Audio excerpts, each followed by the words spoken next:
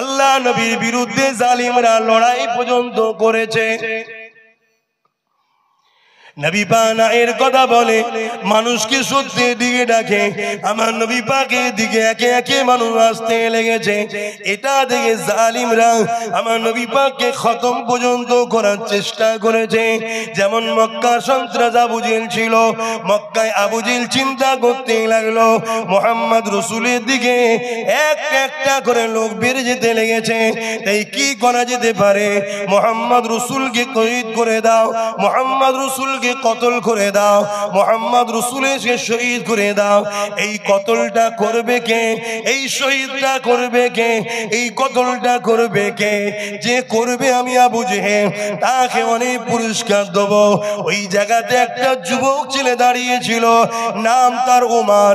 তিনি দাঁড়িয়ে গেলেন, তখন হযরত ওমর ফারুক তিনি দাঁড়িয়ে গিয়ে বলেছিল, হে আবু জেহেল, আমি পারবো। আবু জেহেলও চিন্তা করেছিল এই কাজটা উমারই পারবে, অন্য কেউ পারবে না। কারণ আমার নবী পাকের বিরুদ্ধে লাগার সাহস করো ছিল না। এই যুবকেরা, তরুণেরা উমার দায়িত্বটা নিয়ে নিল। দায়িত্ব নিয়ে যাবার সময় আবু জেহেলকে বলতে লেগেছে, হে আবু জেহেল, আমি খাত্তাবের বেটা উমার, আমাকে তুমি খুব ভালোভাবে চেনো। আমি যাচ্ছি, কাল সূর্য উঠবে, মুহাম্মদ রাসূল আর উঠবে না, তার ধর থেকে কল্লাকে আলাদা করে দেবো। নাউযুবিল্লাহ মিন জালিক। তবে মনে রেখে দিও, তুমি যা ওয়াদা করেছো ওই ওয়াদা থেকে নড়চড় হবে না। যদি হও তোমারও কিন্তু জান থাকবে না। ওমর ফারুকের কথা শুনে বলতে লেগেছে, চিন্তা করো না। ওমর যাবার সময় বলে গেল, 39 জন হয়েছে, 40 জন হতে দেবো না। ফেরেশতাদের মধ্যে আলোচনা হতে লেগেছে, খাত্তাবের বেটা উমারের বিশাল পাওয়ার, বিশাল ক্ষমতা। সে বলতে লেগেছে 39 থেকে 40 হতে দেবে না।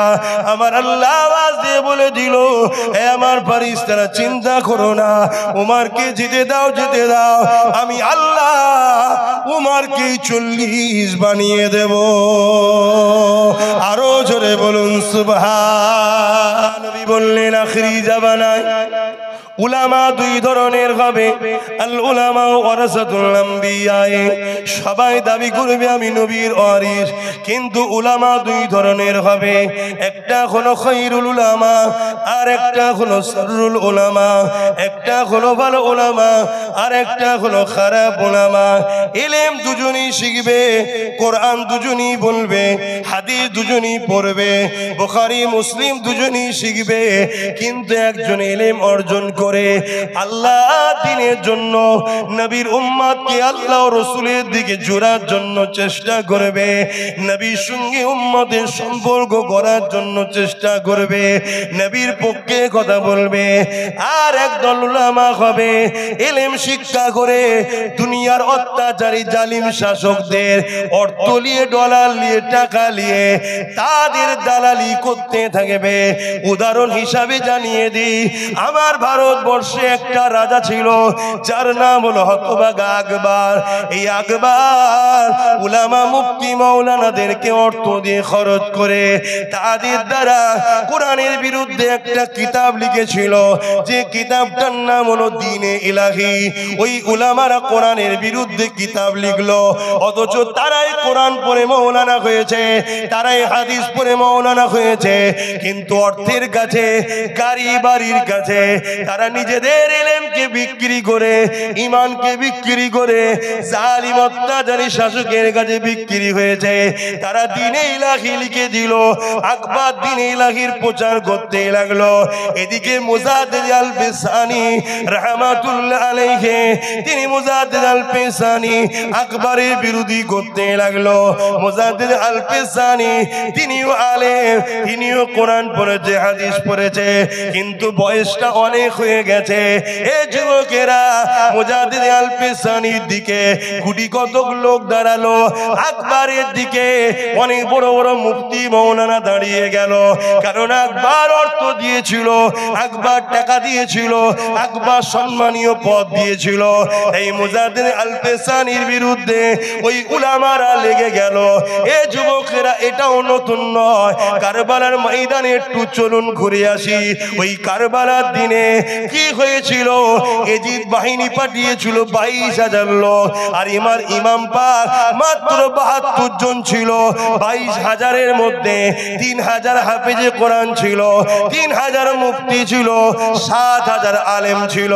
মনে রাখবেন, আলেম কোন পদ পাবার জন্য এজিদের শাসন ক্ষমতার কাছে অর্থের জন্য বিক্রি হয়ে গেল। তারা দেখিয়ে দিল, এ দুনিয়ার মানুষ, এটা তো আমাদের জন্য ইতিহাস, যুগে যুগে ইতিহাস ঘটেছে আমাদেরকে সতর্ক করার জন্য আল্লাহ। কিন্তু মুজাদ্দিদ আল পেশানি রাহমাতুল্লাহ আলাইহি, তিনি একা গুটি কতক আলেম দিয়ে আকবরের বিরুদ্ধে লড়াই করলো। আমার আল্লাহ একদিন মুজাদ্দিদ আল পেশানিকে বিজয় দান করে আকবর ও তার বাহিনীকে ধ্বংস করে দিয়েছিল। আকবরের মাজার কবর কোথায়? ছেলে পুলে কারা বলবেন তো? আছে? আকবরের কাছে কেউ যায়? তার ছেলে পুলের কাছে? আর মুজাদ্দিদ আল পেশানির কাছে কেন? নবীর গোলাম। আকবরের পক্ষে যত মুফতি মওলানা দাঁড়িয়েছিল, একটা কোনো কবর আছে? তাদের কাছে কেউ যায়? কেন? ওরা দুনিয়াদার, মুনাফিক। শুনছেন?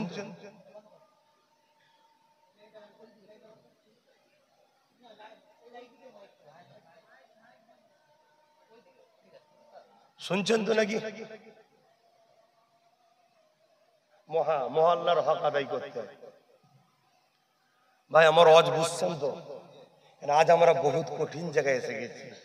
আজও যারা আমাদের বিরুদ্ধে লেগেছে, পাওয়ার তাদের হাতে, ম্যান পাওয়ার তাদের হাতে, মানি পাওয়ার তাদের হাতে, মাসুল পাওয়ার তাদের হাতে, অস্ত্র পাওয়ার তাদের হাতে। এই জায়গায় দাঁড়িয়ে থেকেও আমরা যদি বাঁচতে চাই, আমাদের তো কিছু পাওয়ার দরকার। একটা পাওয়ারই জিতা যায়, ওই পাওয়ারটার নাম হলো সিনার পাওয়ার, যেটা আল্লাহর ভয় আর নবীর প্রেম ও আদব দ্বারা হয়। জোরে বলুন সুবহানাল্লাহ। তাই বুঝাচ্ছি। আর আমাদের সবচেয়ে বড় আজকের দিনে যদি কেউ ক্ষতি করে, ওই ক্ষতিটা হলো, আমি আবার বলছি, খারাপ নেবেন না, ওই ক্ষতিটা হলো তথাকথিত উলামা, মুফতি, মৌলানা। হ্যাঁ, ইলম আছে, অস্বীকার করছি না। বড় বড় মুফতি, বড় বড় মৌলানা, বিরাট কিতাবের জ্ঞান আছে, ভাই, অস্বীকার করছি না। কিন্তু তারা দুনিয়ার কাছে বিক্রি হয়ে গেছে। শুনছেন তো? এই তুই এতক্ষণ পরে এলি, আবার মোবাইল বার করিস কেন? ঠিক আছে, শুনছেন তো ভাই? আমার কথা বুঝছেন? আল্লাহ নবী তাই বললেন, আখেরি জমানায় আমার উম্মতের মধ্যে 73 দল হবে। কটা? 72 জাহান্নামী, একটা। হুজুর, 72 দলে কি নামাজ থাকবে না? নবী বলল থাকবে। রোজা থাকবে না? থাকবে। হজ থাকবে না? থাকবে। যাকাত থাকবে না? থাকবে। কোরআন থাকবে না? থাকবে। হাদিস থাকবে না? থাকবে।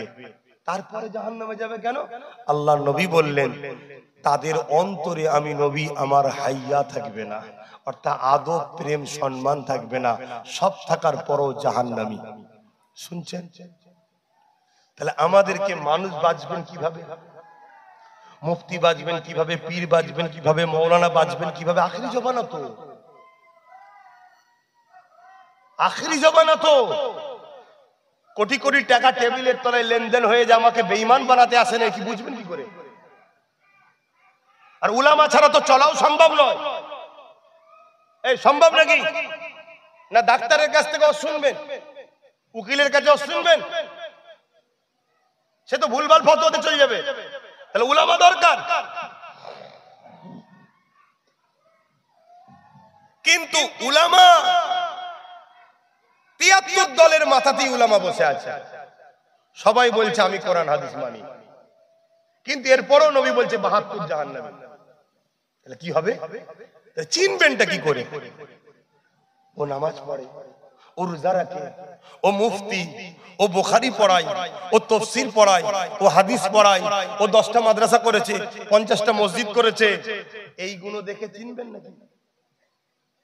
কথা বলছে না তো। এইগুলো যদি চিনতে যান ঠকতে হবে। কেন? যে 72 দলের উলামা আছে তাদেরকে কোটি কোটি ডলার টাকা দেওয়া হচ্ছে মসজিদ বানাবার জন্য, মাদ্রাসা বানাবার জন্য। যেখানে ছোট মাদ্রাসা আছে 3 তলা ভিআইপি মাদ্রাসা করে দাও মার্বেল দিয়ে। স্বাভাবিক আপনার বাচ্চাকে আপনি ওই ছিটে বেড়াতে পাঠাবেন না, মার্বেলেরটাই পাঠাবে। মার্বেলের মাদ্রাসায় নামাজ দেবে, রোজা দেবে, হজ দেবে, যাকাত দেবে, সব দেবে, শুধু দিল থেকে নবীর প্রেম ও আদব কাটবে। কেন? যার দিলে নবীর প্রেম ও আদব থাকবে না তার দিলে সিনার পাওয়ার নাই।